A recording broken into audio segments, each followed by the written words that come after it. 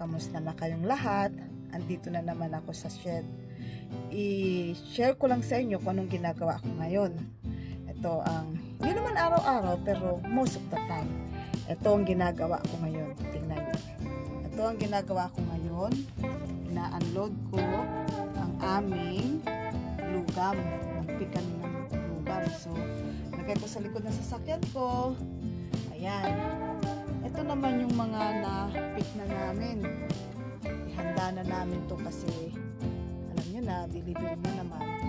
Yung kamilya namin meron ng lalabas na bulaklak. Tingnan yung kamay ko guys, oh, kasi nag-pick ako. Medyo sakit kasi malamig.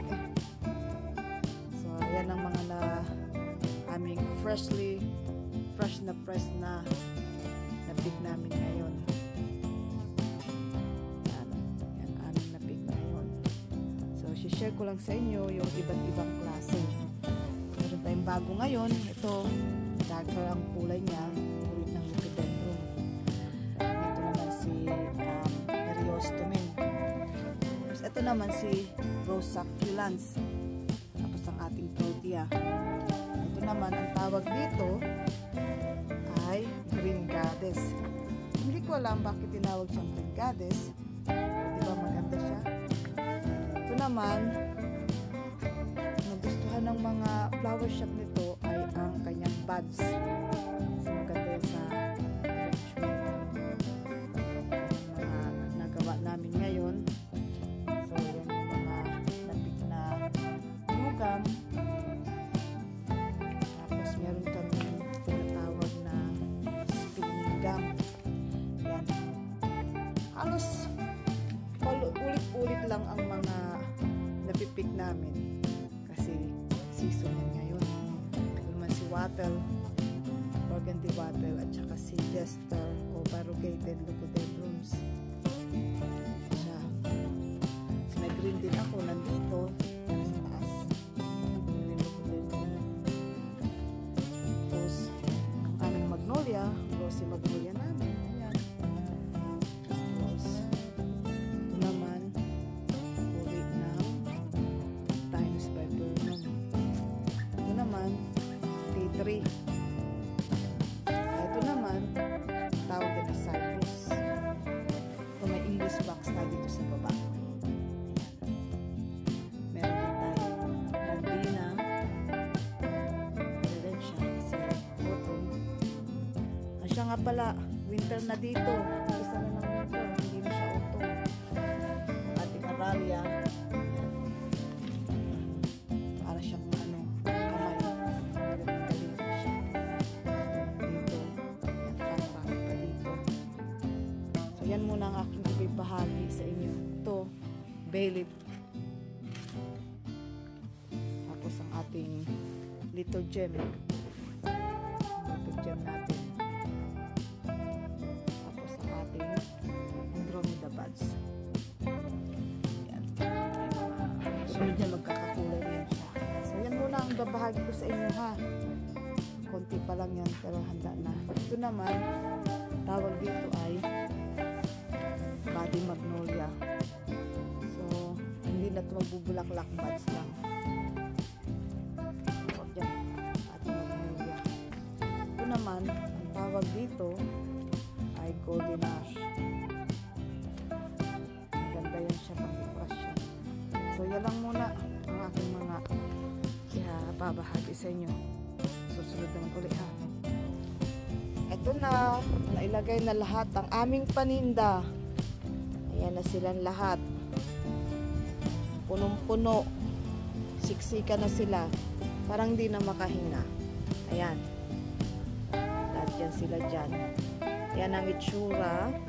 Pag na-load na ang mga nag-pick namin. Hanggang ilalim yan sila. Pataas. Ayan, pataas. Doon yan sa may loob. Akit ko ha. Para kita nyo.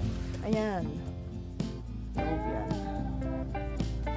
Tapos, ito naman yung iba kasi hindi kasya sila. So, ito naman sa loob.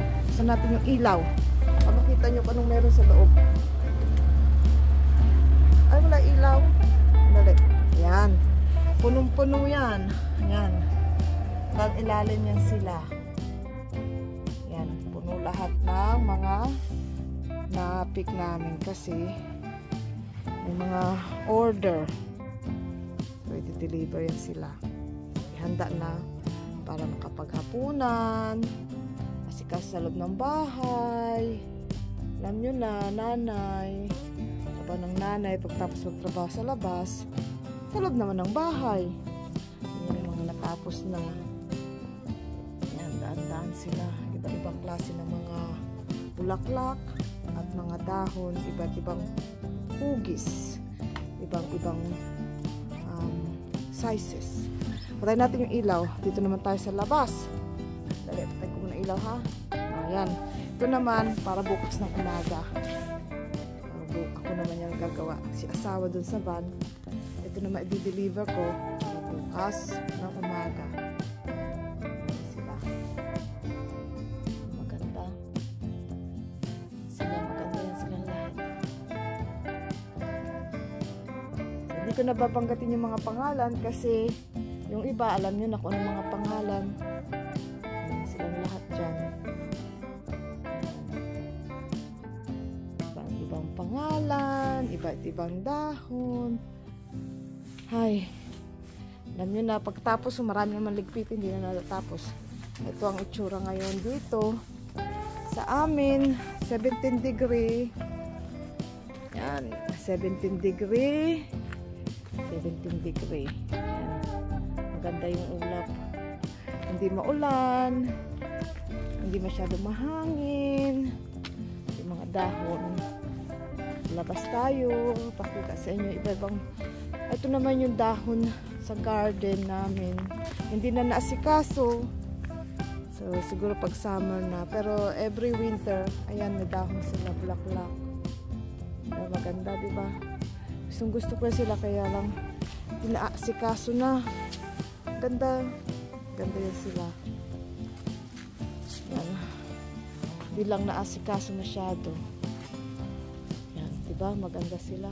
Yan, medyo mahangin-hangin na naman. Siya nga pala, itong halaman na ito, ang tawag dito ay agave. I-spell ko sa inyo mamaya kung ano yung agave.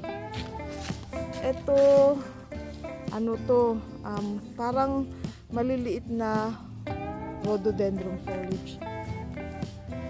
Yan. Sige.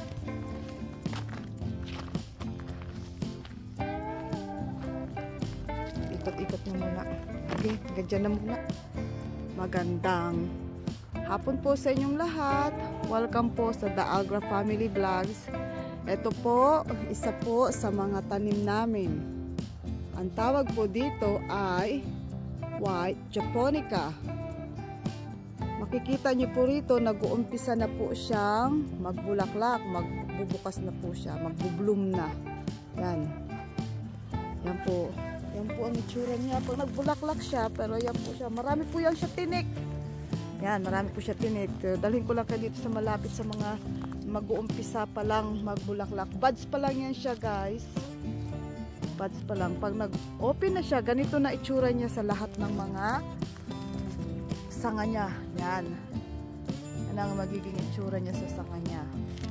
Ganyan na yan siya ang itsura. Yan. Tingnan natin kung makita nyo ng malapitan. Yan. Marami yan siyang tinik. Makikita nyo yan. Mga tinik-tinik yan dyan sa gilid. Ayan o. Tinik. Matinik yan siya. Pero pag nabulaklak siya, maganda po yan siya pag nabulaklak. Yan po ang itsura ng kanyang mga puno, mga sanga at dahon niya.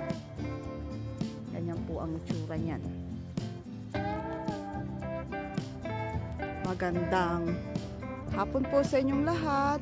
Welcome po sa The Algra Family Vlogs. Ito po, isa po sa mga tanim namin.